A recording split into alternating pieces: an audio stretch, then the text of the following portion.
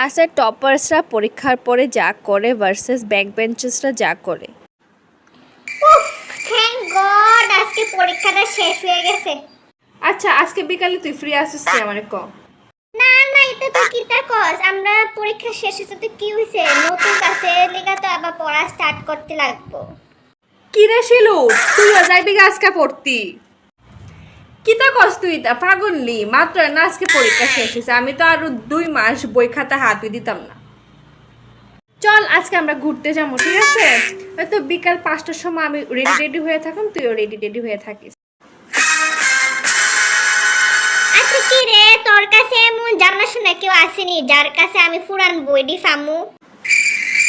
আমার তো এমন কেউ জানা কেউ নাই যার কাছে বই থাকবো কইরা। আরে লক্ষ্মী, আমার দিদির কাছে তো বই আছে। তোর দিদির আছে বই, তুইলে তোর লাগতো না বইডি? আরে আগে পাস করে লই, এরপরে না বইয়ের চিন্তা করতাম।